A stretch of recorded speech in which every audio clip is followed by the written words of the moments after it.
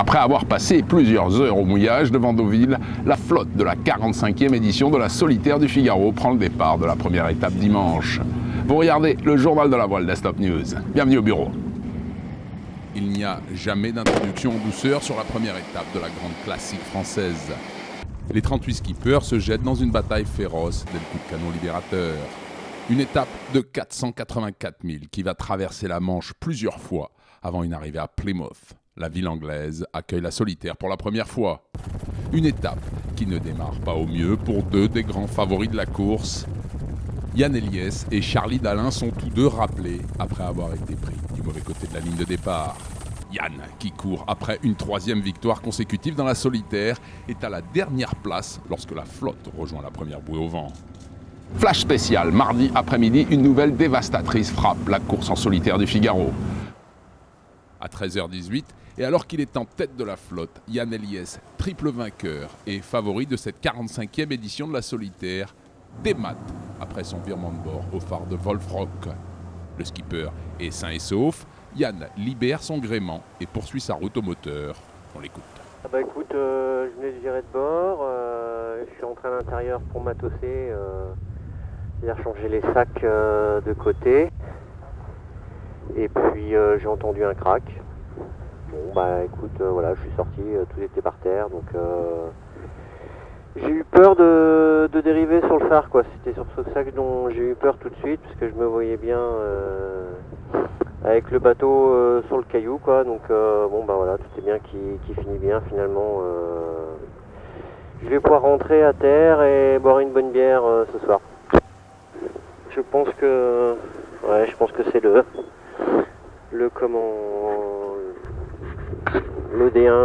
D1 tribord, le D1 tribord Kalachi. Après sinon, c'est sûr, c'est dommage. Mais bon, écoute, j'aurai le temps d'y penser un petit peu plus tard. Là, j'ai envie de rentrer là maintenant. La bataille pour la suprématie en Turquie s'appelle la Bosphorus Cup. 3 jours de compétition intense à Istanbul où les courants violents rendent la navigation difficile. Vous regardez le journal de la voile d'Stop News. Bienvenue au bureau. Après une régate palpitante courue dans le détroit du Bosphore samedi, le programme du dernier jour est spécialement dessiné pour les régatiers purs et durs. Avec des prévisions pour un vent soufflant à plus de 18 nœuds, les conditions de régate sont prometteuses et l'ambiance d'avant-course est à l'effervescence sur les pontons. Alors que la première régate du jour, courue dans des vents légers, touche à sa fin, la prévision météo se réalise enfin. Le meilleur de la semaine, c'est pour la dernière manche, avec un vent qui se renforce à plus de 17 nœuds. Avec un ciel dégagé et par une bonne chaleur, les conditions de régate sont parfaites. Les bateaux accélèrent sous la pression et les équipages doivent vraiment forcer sur le rappel. Les enroulements de bouées deviennent plus difficiles et les bords de vent arrière sont scabreux pour certains équipages moins aguerris que d'autres. Les bateaux rapides et agiles que sont les Melges sont très amateurs de ces sensations fortes avec des bateaux qui volent sous leurs immenses spies asymétriques. Alors que la Bosphorus Cup arrive à son terme, de nombreuses équipes tournent toute leur attention sur l'année prochaine pour la 14e édition d'un événement qui gagne en prestige et en popularité. Une semaine presque parfaite pour Yann Williams et son team JIC Pindar suite à leur victoire en Allemagne. Vous regardez le journal de la voile de Stop News. Bienvenue au bureau. Avec un énorme anticyclone centré sur l'Allemagne, le bon déroulement du premier événement du World Match Racing Tour est très difficile. Je ne connais pas d'autres endroits et d'autres organisateurs qui auraient pu se sortir aussi bien d'une météo aussi défavorable. L'anticyclone apporte une chaleur accablante et un vent aux abonnés quasi absents, mais le comité de course parvient à compléter le programme.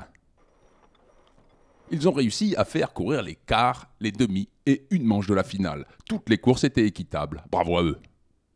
Dans une finale courue dans un vent extrêmement léger, l'équipage de Grande-Bretagne met le skipper australien Keith Swinton sous pression pendant le pré-départ. Nous avons carrément raté notre leyline. Yann a fait un très bon boulot dans l'approche finale vers la ligne de départ. La sanction est immédiate, le skipper de Perth est pénalisé par les arbitres. Le quadruple champion du monde rend un hommage vibrant à son équipage pour avoir su tirer la quintessence des lourdeaux Bavaria 40. Un travail fantastique par chacun d'eux. On est super content d'avoir gagné. La victoire en Allemagne est le meilleur début de saison possible pour réaliser l'objectif suprême du skipper de 37 ans, remporter une 5e couronne mondiale de match racing. C'est évidemment un très bon début. Notre prochaine épreuve est en Suède et on espère avoir un bon résultat là-bas. Rendez-vous la semaine prochaine, même heure, même endroit. D'ici là, au revoir et bon vent.